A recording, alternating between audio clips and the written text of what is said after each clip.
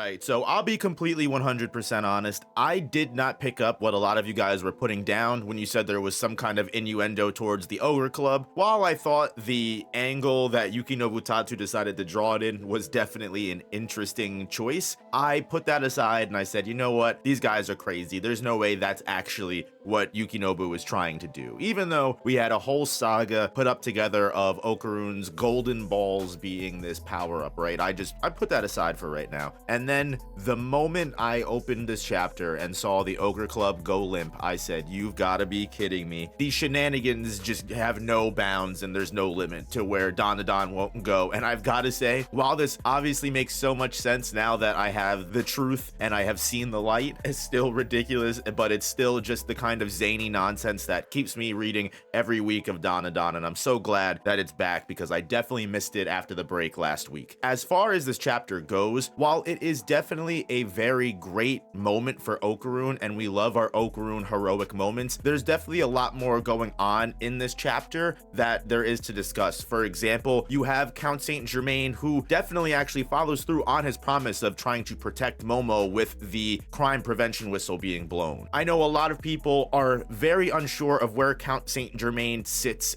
in the grand scheme of all of this, but again, one thing that's very important to remember is that regardless of whether Count Saint Germaine is a hero or a villain of the story, the one thing we know for sure is that he has an interest in Momo. The Serpo aliens have specifically mentioned this to us. And if Count Saint Germaine, whether for good intentions or bad, is interested in Momo, he's going to do everything he can to protect her from the Serpoans that, as far as we're concerned, are more than willing to get Momo before Count Saint Germaine does, whether she is dead or alive. We can very clearly see this by the fact that Mr. Driz is definitely slashing at Okaroon and Momo to kill. It does not matter whether Momo is taken by force or by choice, right? Because they're not here for banana organs this time. And I have to say, having the Space Cur alien show up is definitely an interesting dynamic because we know of all the people working for Count Saint Germaine right now, this is the person that has the largest grudge against Momo and Okaroon. So the fact that she now has to go against her better judgment and defend the people that she just is literally only here because she wants to kill is showing how Count Saint Germaine truly is forcing this person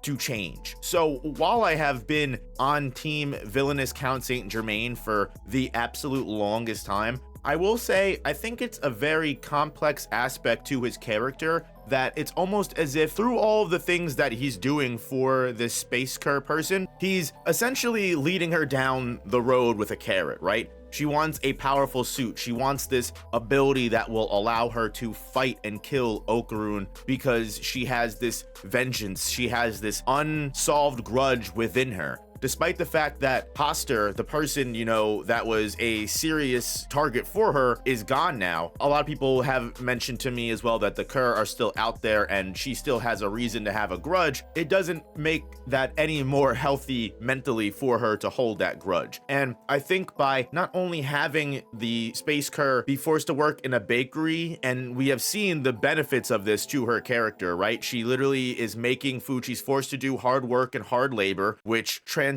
into her being able to make great food for nice people on a planet that she almost destroyed. And sure, you could say that she was playing a double agent, but you see how this affects her and makes her, whether she likes it or not, smile. And now, of all things, Count Saint Germaine is telling her, sure, I'll give you the powerful suit that you need to kill the people you want to kill, but first, I'm gonna need you to defend the exact people that you want to kill. And you can see how he knows this is going to be the case because he literally tells her, this, by the way, is work too. Don't screw this up. It's interesting to me that there is definitely multiple layers to Count Saint Germaine. He's an onion for sure, because the creation of the ultimate yokai and everything that he has done by giving the Kozuka knives to everyone and spreading them out throughout the absolute chaos of the DanDaDan high school and everything that he is clearly hoping to accomplish. I can't imagine making the ultimate yokai is just something he's doing for the better good, and once the ultimate yokai is created, maximum peace will be achieved for the universe. Maybe I could be wrong. This video is sponsored by GamerSupps, the ultimate energy and focus formula. Use my code NOOP now for 10% off, and thank you GamerSupps for sponsoring the channel. Here's an interesting theory that I just came up with on the fly. What if Count Saint Germain, working with the Cur, working with all of these different aliens and knowing the massive threat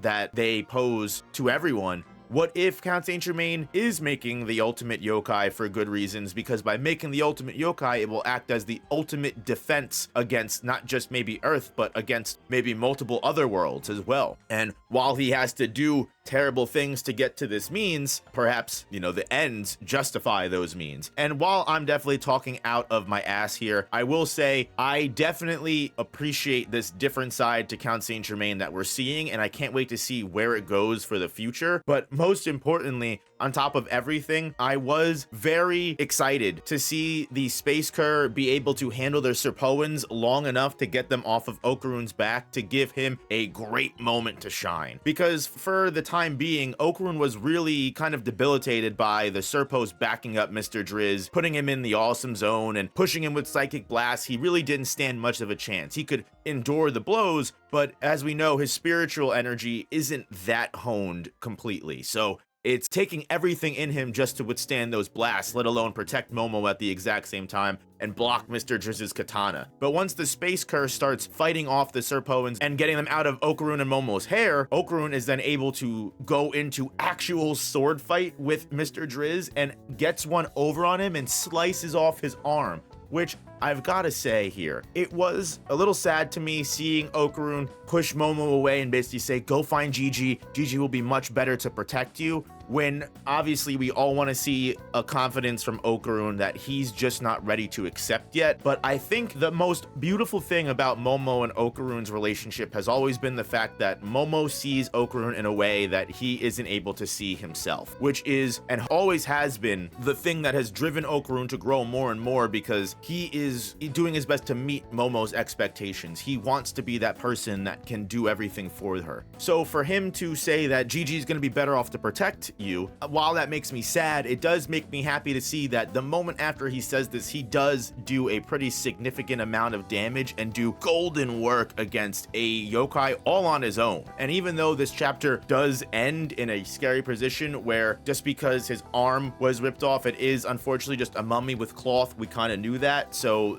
the disattached arm is just able to stab Okaroon from the side, completely moving around the Ogre Club. I don't know where we're going to go from here. Potentially, Okaroon is going to master his spiritual energy in this exact moment he needs it to block out the sword. I don't know if I would be satisfied with someone coming to help Okaroon. I mean, unless it was Turbo Granny, right? That would be a different story. But I think this fight as a great return to form to the very beginnings of DanDaDan, especially going up against the Serpo aliens. Okaroon being able to stand on his own here is one of the most important things that we really need, and is going to get Momo to trust Okaroon so much more, even though she doesn't remember crap. Or with Okaroon getting hurt, potentially that is what is enough to awaken Momo's long lost powers and get her back to where she needs to be, right after Okaroon proved his worth to her. Either way, I am genuinely more than happy with this chapter, happy to see DanDaDan come back. I cannot wait to see what this next chapter brings, especially with this kind of cliffhanger.